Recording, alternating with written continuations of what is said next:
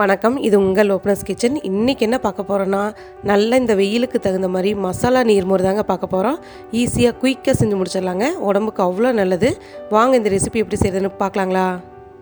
ஒரு மிக்ஸி ஜாரில் 2 கப் அளவு தயிர் சேர்த்திக்கலாங்க. புளிக்காத தயிரை எடுத்துக்குங்க. இந்த வெயிலுக்கு தயிர் சாப்பிட்றது ரொம்பவே நல்லதுங்க உடம்புக்கு. உடல் சூட்டை தணிக்கக்கூடிய தன்மை நிறையாவே இருக்குது. காரத்துக்கு 2 பச்சை மிளகாய் சேர்த்திக்கலாங்க. உங்களுக்கு காரம் எவ்வளோ வேணுமோ அந்தளவுக்கு நீங்கள் சேர்த்திக்கிங்க. கொஞ்சமாக கருவேப்பிலை, ஒரு துண்டு இஞ்சி, 1 டீஸ்பூன் அளவு சீரகம்,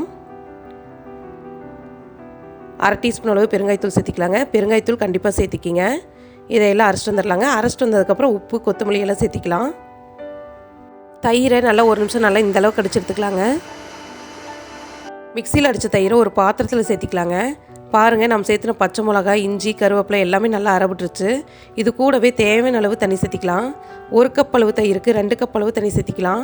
நான் இன்றைக்கி 2 கப் அளவு தயிர் சேர்த்திருக்கேங்க. அதனால் 4 கப் அளவு தண்ணி சேர்த்திக்கிறேன். நீங்கள் கடையில் கிடைக்கிற கூல்ட்ரிங்க்ஸ் வாங்கி சாப்பிட்றதுக்கு பதிலாக வீட்லேயே இந்த மாதிரி செஞ்சு குடிக்கலாங்க. ரொம்பவே உடம்புக்கு நல்லது.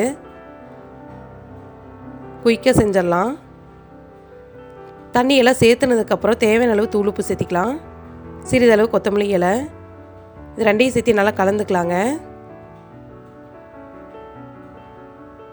அவ்வளோதாங்க, சுவையான மசாலா நீர்மோர் ரெடி ஆயிடுச்சு.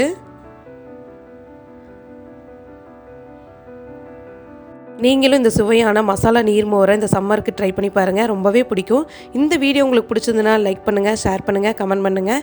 மறக்காமல் ஓப்பனர்ஸ் கிச்சனை சப்ஸ்கிரைப் பண்ணிக்கிங்க. அப்படி பக்கத்தில் இருக்கிற பெல் ஐக்கனையும் கிளிக் பண்ணிக்கிங்க. அப்போ தான் நாங்கள் போகிற புத்தம்புது வீடியோக்கள் உங்களுக்கு நோட்டிஃபிகேஷனாக வந்து சேருங்க.